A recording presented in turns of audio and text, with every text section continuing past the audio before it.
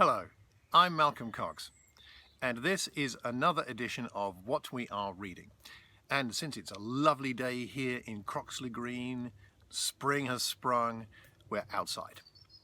What are we reading? Well, at the moment I'm reading this terrific little book, The Search for God and the Path to Persuasion by Peter May. Really enjoying it. It's about how to be more effective in our evangelism, looking in particular at the Apostle Paul and the way that he spoke, and Jesus, and how they reasoned, persuaded people. And the word reasoned is what we're going to be talking about today, or rather dialogue, actually, a two-way process involved in evangelism.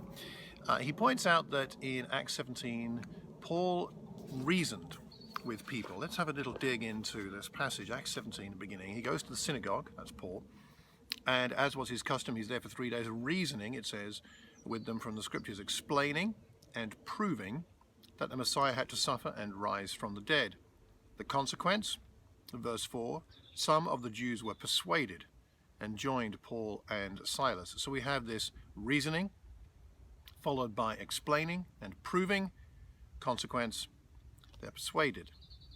So what is this reasoning? The word reasoning comes up quite a lot. Paul reasoned with lots of people in the book of Acts, but the word actually comes from, is a translation of the Greek word dialogomai, from which we get the word dialogue in English, which is a two-way thing. So when it says he's reasoning, it doesn't mean it's a one-way preaching session.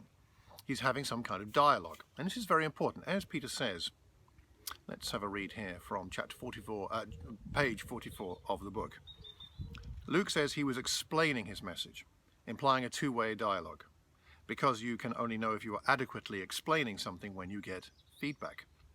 It is in understanding what they have grasped so far and also what they have failed to grasp that explanation comes into its own. So this is now coupled with proving. Explaining, proving, giving evidence, verse 3, that can only be achieved if one hears the doubting and skepticism that needs to be addressed. You can't substantiate the truth of something if you have not first listened to the uncertainties about it.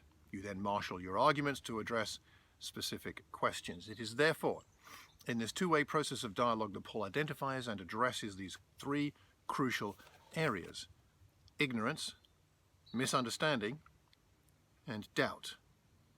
Paul himself describes this activity of dialogue as proclaiming Christ. That's in verse 3. So, Luke says that, first of all, there's the gaining of information, there's the hearing of explanations, there's the receiving of evidences, and as a result, those who listened were persuaded. So, for us, as we explain the gospel, as we teach people what we know about Jesus Christ, are we listening? Are we in a dialogue? Are we gathering evidence, gathering information so that we can explain what needs to be explained? No two people are the same in terms of their spiritual outlook or their background and exposure to Christianity. Therefore, our approach to two different people should not be ever the same. Reasoning involves dialogue. Does our evangelism involve dialogue? When we're teaching someone the Bible, we're actually using the Word of God to teach. Are we doing it as a dialogue? Sharing, listening, asking questions, two-way process. What helps you to be in dialogue with people you're sharing your faith with? What actually works? What makes a difference? How do you help people to listen? How do you find out what they already know and how to address their questions? Let me know what you think.